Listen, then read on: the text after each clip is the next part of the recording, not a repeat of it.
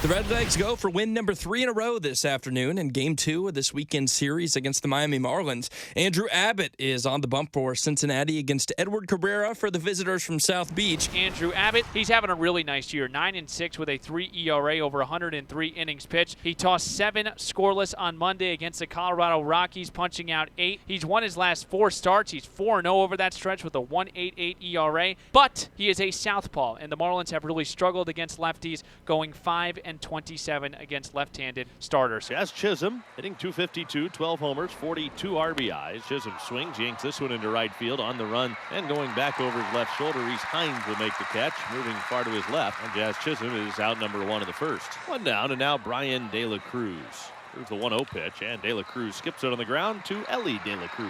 Scoops moving to his left. Perfect throw to first in time for the out. Now 2 men are out here in the first inning, and now Jake Berger. So now you're into that part of the order where there will be right-handed hitters the rest of the way. The only lefty in the lineup against Abbott today is Jazz Chisholm. So we'll see if Abbott can continue his ways of carving up the right-handed hitters.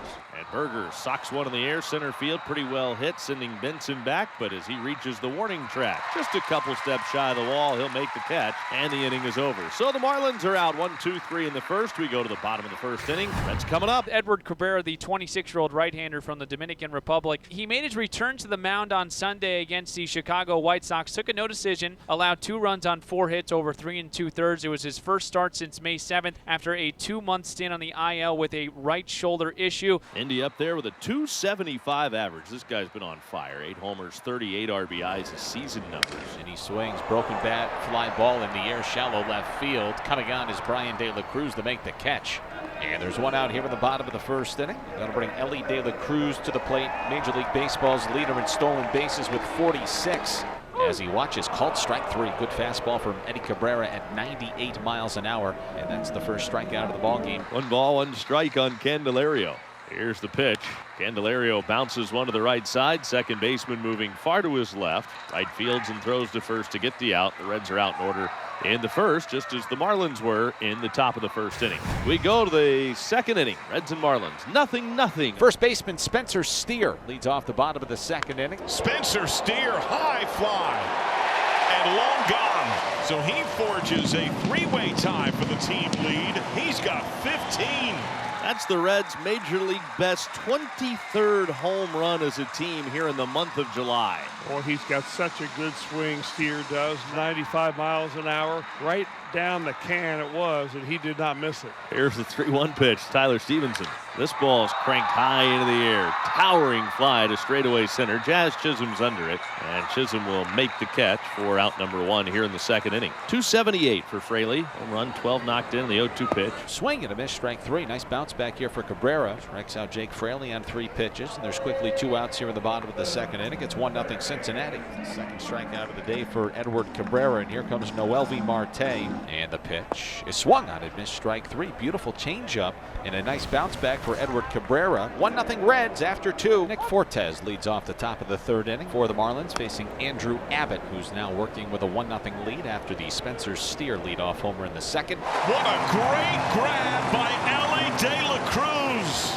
He is a real-life superhero launching into the netting. You can see him kind of setting that up. You know, Ellie gets to this wall and uses all 6'5" of that frame to go up high. Man, he is just an amazing, amazing talent. Look out, here comes the Ellie man. Well, in scoring position now for Jake Berger, who flew out to center his first time up. Marlins down a run, top of the third. Jazz at second with 2 outs. Don't know if Berger has the green light or not, but we'll see. He does, and he sends a high fly ball left field, and oh, green light, all right. Second deck for a home run. Marlins take a 2-1 lead. His 10th home run of the season, a 2-run shot here in the third. So the Marlins have the lead for the first time this afternoon, and for the first time in this series, leading 2-1 here in the third. Jake needed that. The Marlins needed that. They take a 2-1 lead here in the top of the third inning. Now Josh Bell gives one a ride the other way. This is gone. Back-to-back home runs. First Berger, now Bell.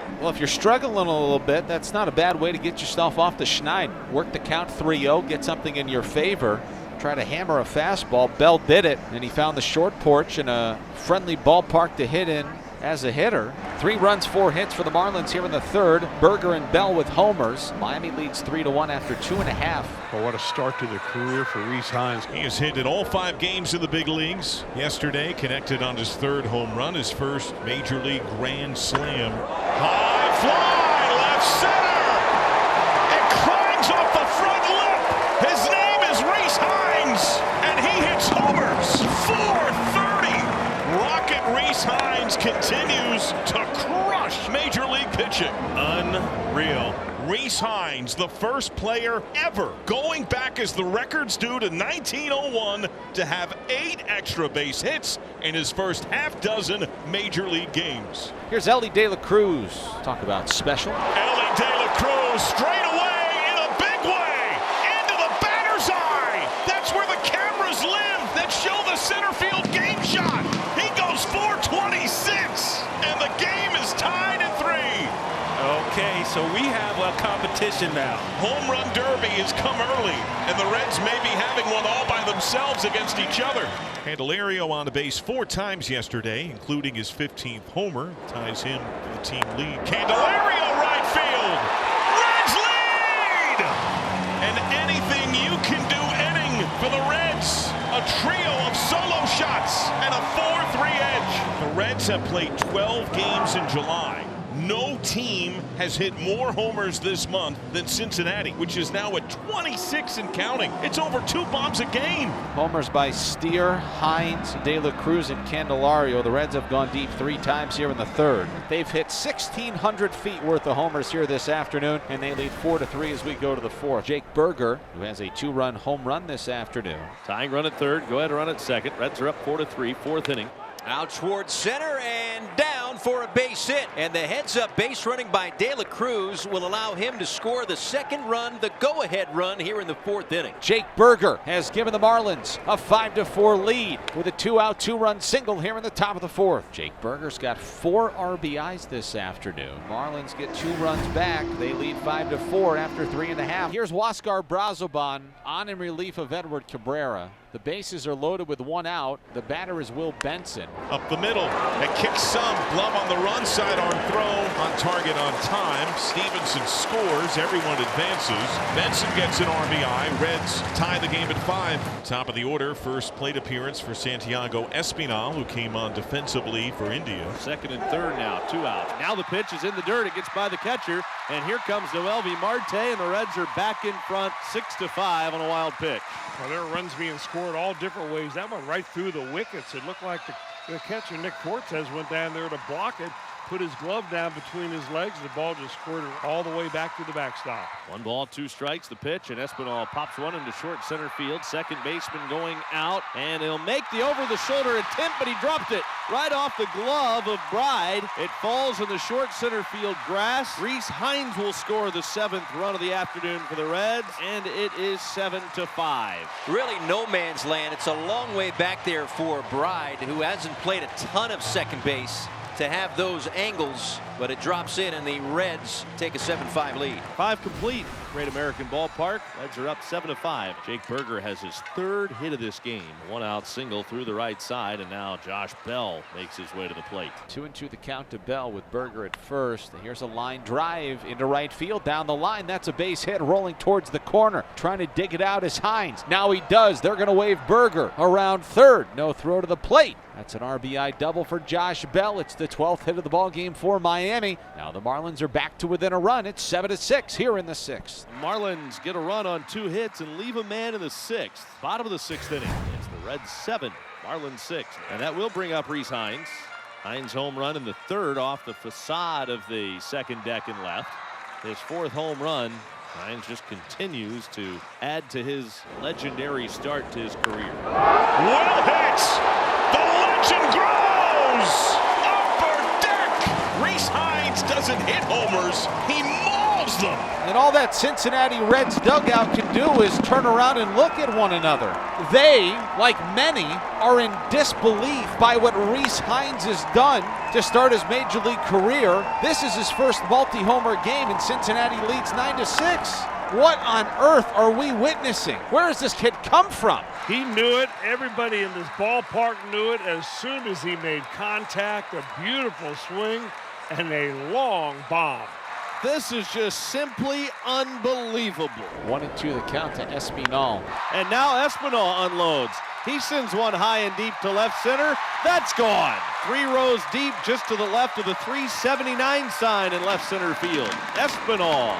That's his 6th home run of the year. Reds have scored 3 more times here in the 6th with 2 more home runs and now lead it 10-6. We go to the 8th inning. Reds up 10-6. Runner at first with 1 out. Here is Dane Myers. Runners at first and second base with 1 man out. From the belt, the payoff pitch. Check swing. Did he go? Yes, he did. Down on strikes, Dane Myers, and he is unhappy, and he might get himself kicked out of this game. He's very close, gesturing, saying, why don't you appeal that? And he's still barking at the home plate umpire, and there he goes. Some final remarks, and now Myers slams his helmet at home plate, screaming at Derek Thomas, and now Skip Schumacher out of the dugout. Myers still upset. Now he'll be escorted back to the dugout, and Schumacher's out to try to back up his player, arguing with Derek Thomas as well, but it's a very brief discussion. Yeah, I think that Schumacher probably agrees with everybody in the stands that there was no question that he went after that ball. Yeah, I'm kind of curious as to what Myers was so upset about. He probably knew that he just wanted to hear from the first base umpire instead of the home plate umpire. A couple of singles to start the inning, but they're stranded at first and second. Reds lead at 10-6. We go to the 9th, 2 outs, and it brings up Brian De La Cruz. Reds trying to hand the Marlins their 10th loss in their last 12 games. This would be the Marlins' 5th straight loss. No balls, 2 strikes. The pitch. Swing and a miss. He struck him out. That's it. Reds win it. 10-6 over the Marlins. The Reds have locked up a series victory. Reds win it 10-6 over the Marlins today on an afternoon where the Reds belt 6 home runs.